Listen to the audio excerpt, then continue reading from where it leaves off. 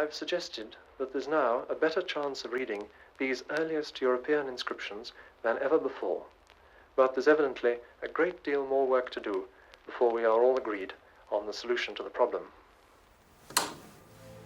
In July 1952, Michael Ventris made an announcement that would change our view of ancient history forever. He had deciphered Linear B, Europe's earliest form of writing, a language that had remained silent for 3,500 years.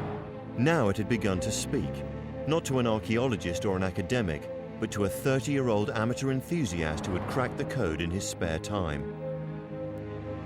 4 years later, Michael Ventris was dead.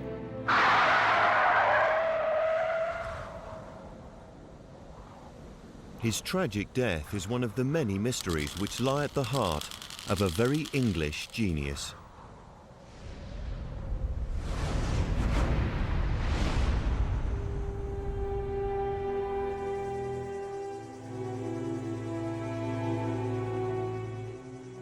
A genius is somebody who can take us somewhere we haven't been before.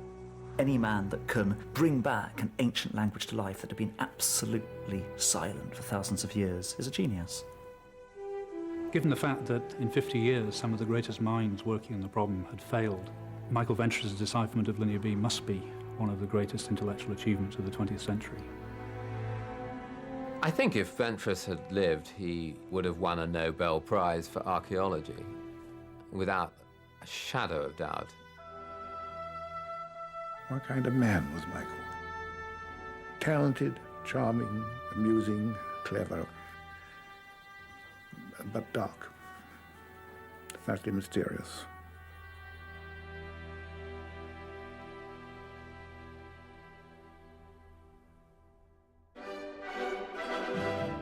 The story begins in 1900, when Sir Arthur Evans, Britain's foremost archaeologist, began to excavate at Knossos in northwestern Crete. Much to his surprise and delight, Evans uncovered what he believed to be the palace of the legendary King Minos, mythologized by Homer and dating from 1700 BC.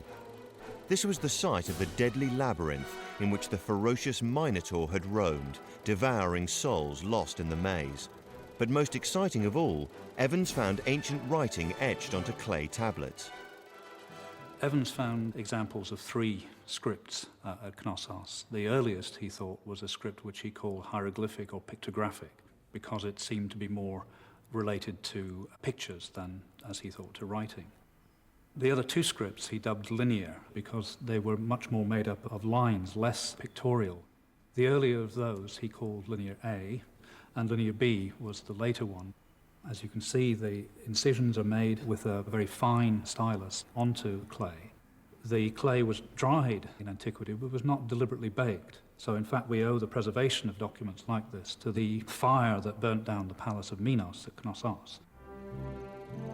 Because the vast majority of the tablets were written in Linear B, Evans set about trying to decipher it. He worked at it for the next 40 years with limited success. Evans, in many ways, mapped out the basic ground for understanding the Linear B script. He identified a numeral system, which was clearly decimal. He identified punctuation, if you like, in the sense that there were marks which divided off what we would call words. He identified pictorial signs for man and woman, certain animals, and so on. And crucially, in terms of setting the ground for the way people were going to work on this script, he identified it as a syllabic script. In syllabic writing, the symbols stand for syllables. So, for instance, the name Natasha in English would be spelt na-ta-sha, and that would be 3 symbols. Whereas, of course, in our alphabet, it takes many more letters. Despite these discoveries, Evans had no idea what language Linear B was. It seemed to be an unsolvable mystery. But Evans was sure of one thing. He was adamant that Linear B could not possibly be Greek. To understand why Sir Arthur Evans thought that Linear B wasn't Greek, you have to understand the full context of his excavation work. He was the discoverer and shaper of the prehistoric culture of Crete, which he called the Minoan culture after King Minos of legend. He felt that it sort of belonged to him. He had dug it up, and it was his discovery, and he wanted to be, so to speak, the discovery of the oldest civilization in Europe. Sir Arthur Evans thought that the Minoan culture was the dominant culture in the Aegean. It was being promoted as the first European culture. It was a high culture with the grandeur of the British Empire. He felt that his Minoan culture must be an indigenous Cretan culture, and therefore by definition its language must belong on the island of Crete and have been different from Greek. Due to Evans's position at the top of the archaeological tree, it soon became accepted that the Minoan Empire was the oldest and most powerful state in the region, and that Linear B could therefore not be Greek. The mystery remained.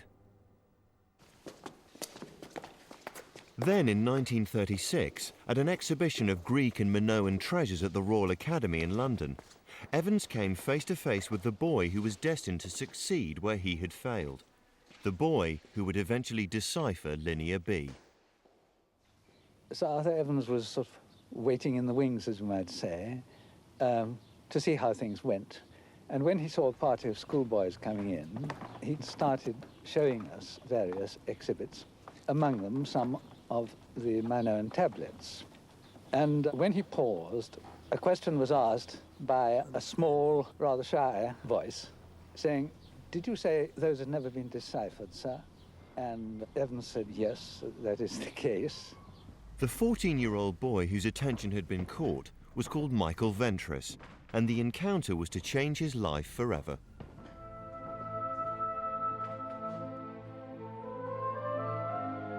I think Michael Ventris instinctively knew, the moment he saw Linear B, that this was something that he wanted to solve. It was a problem that fascinated him. Now, obviously, during the later part of his life, he was also many other things. But I don't think the obsession ever left him from the time he first saw the tablets.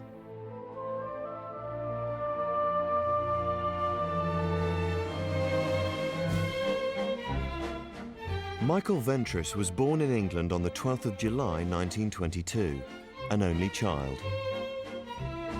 Michael Ventris had a classic British colonial upbringing in certain ways, in that his father was a colonial soldier, not a great soldier. His father died very young. His mother, artistic by nature, but rather frustrated in her ambition. She never became an artist. And I think they were a rather stiff, awkward couple, his parents, who created a stiff English boy himself. Colonel Ventris said, "We must come and meet Michael." But Mother gave me a warning. I must on no account touch Michael. It had been explained to her that Michael was never to be touched by anybody. This was to avoid his having complexes.